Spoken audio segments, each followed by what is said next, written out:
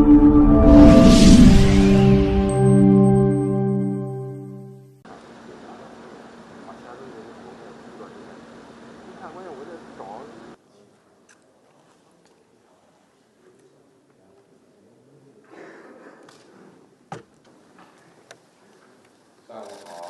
morning. Good morning, Your Excellency. 您好，上午好。非常欢迎你。Welcome. Thank you very much. 非常感谢。Thank you. 非常感谢您。Summit. China and Kenya have always been the leaders. Together, we have put in place a number of flagship connectivity projects, giving a strong boost to economic and social development in the region and bringing benefits to our two peoples.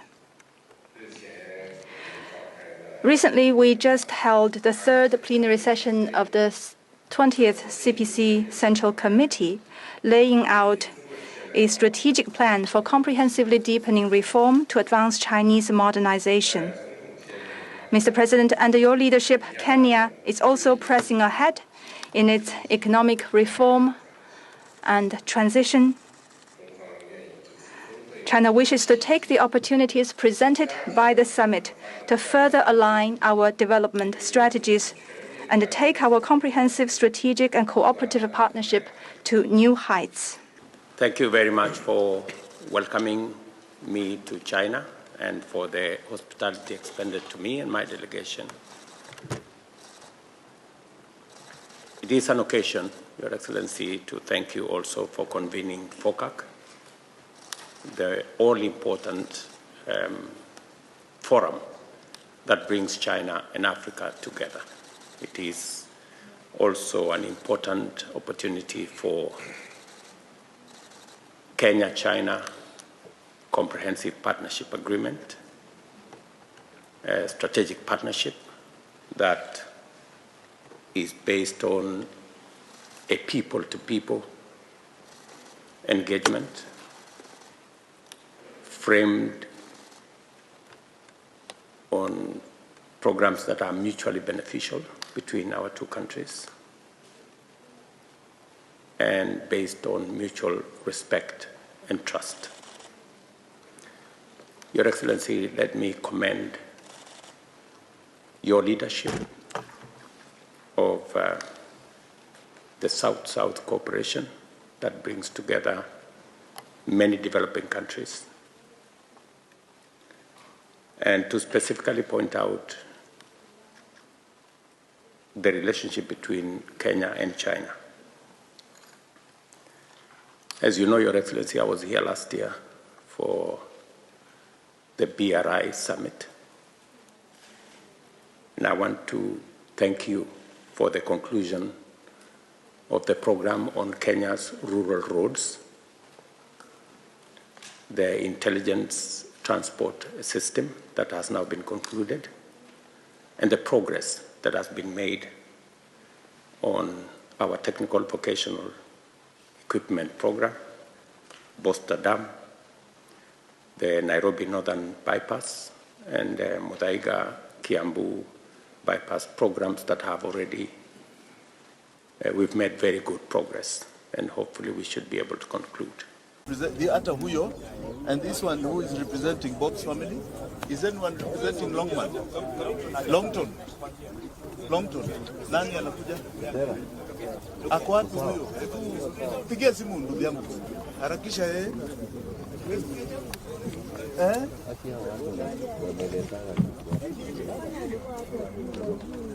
Gatete amefika.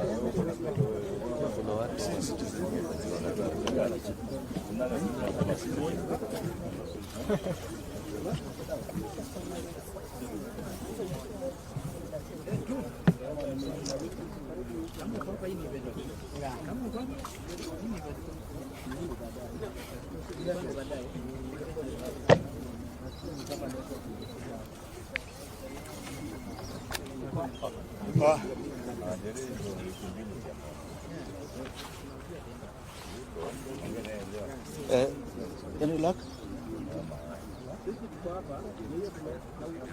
Okay.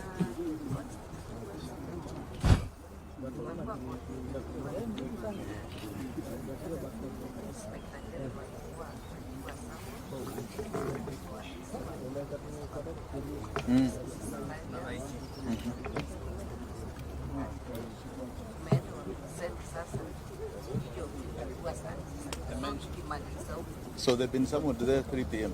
Yes, so 3 p.m.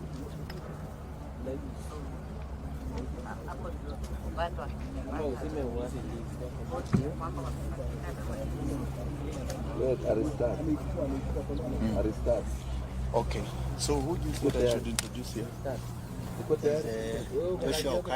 So what we'll do, we'll ask everybody here to introduce themselves. Okay, are we ready? Yes. Asanteni sana. We want to thank you all for coming, especially the fourth estate. This is a very serious moment in our country's history. We are going through probably the worst times of constitutional delinquency we have ever witnessed from a head of state. We have a head of state who has decided that the constitution is irrelevant. We have police officers and so-called armed forces that have decided that our democracy and the tenets for which our forefathers fought for this country have been suspended. There is only God that we recognize that is above us. Everybody else is below the sovereign Kenyan. That is the wish of God. That is the constitution of this land.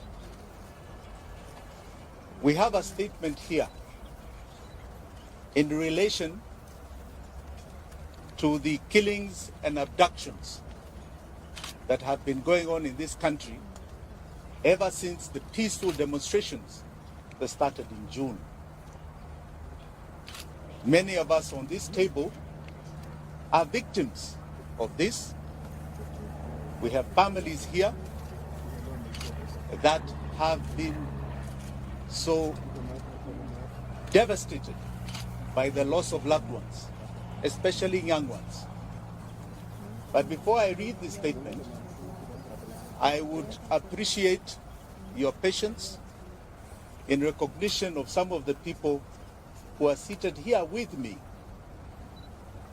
Some people who are here with me have suffered untold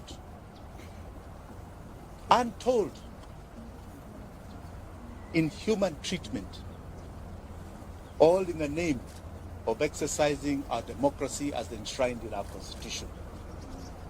So before I say much, I think Felix, you can ask people to stand up, or we just start from the end there, right? Introduce yourselves, please stand up, introduce yourself. Hello everyone, my name is Adrian Roach. I'm a national youth leader, and as of the moment, we are leading university student activism to reinvent and bring back the student activism that we've been having for a long period of time that we have lost. Right now, the major discourse has been on the new funding model and the role that has been in the education sector. And we want students to be active and aware of whatever is going on. We are not in support of whatever the government has done in trying to call out student leaders in having personal meetings, which is not effective towards the success of education in this country.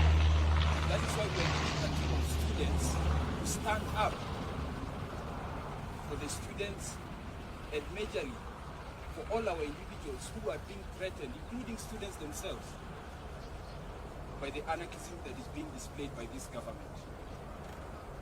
Thank you. Thank you.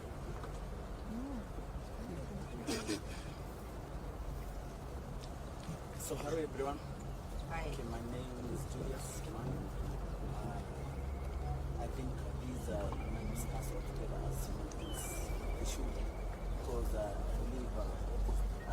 take here is our very lives, our very existence. Police are killing people, acting people, and I don't know why it should happen in a country that is what is so constitutional democracy. It's very sad. Right the other day, I read in the media, the social media, about the bodies that were retrieved from Kware, the families of the victims. They are being threatened. The youths who helped to retrieve the bodies, they are being threatened by the DCI. I think this is uncalled for, and this is what we should stop. I don't know why people should lose their lives for someone to cling to power, for someone to refuse to get out of power. I think people have spoken. The people of Kenya, we saw the protests. People came out in numbers, and they spoke clearly and loudly, and they said, we do not want you in power. We do not want President Ruto in power, because this man came into power through lies, lying to the people of Kenya, and this is what we are dealing with. We are dealing with an evil system that people who will stop at nothing to continue killing into power. This is the problem that we must deal with squarely and know how to get out of this mess. Thank you so much for now. Kimani is a one-man army. Yes. Kamau, sorry. Endelea, Kamau. Thank you.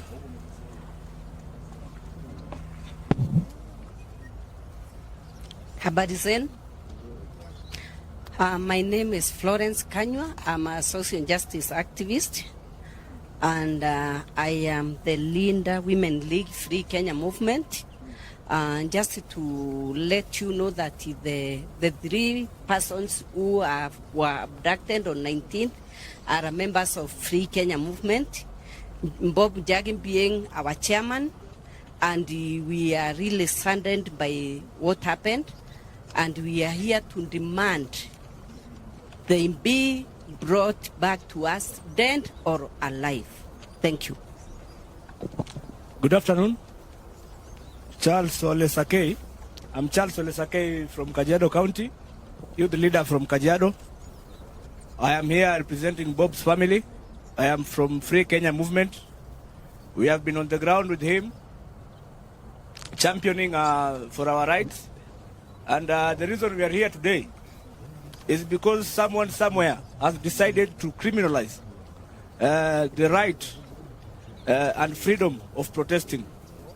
So ndio kwa maana leo tumekuja hapa kwa sababu wenzetu waliweza kuchukuliwa. Hatusemi walishikwa, walikuwa abducted. Serikali haijatupatia majibu leo, ikiwa ni siku ya 15 tangu hawa vijana kuchukuliwa na kupotea. Polisi wamedinae kwamba waliwa arrest ama wanawa detain.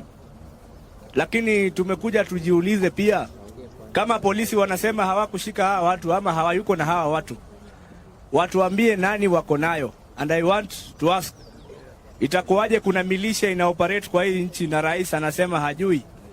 Anasema hajui kwamba kuna watu wamepotea. The president the other day said that he is not aware of anybody who is missing. So mimi nataka niwaulize, inaweza kuwa kuna mtu anaongoza hii nchi na hajui? Okay. Sawa, asante.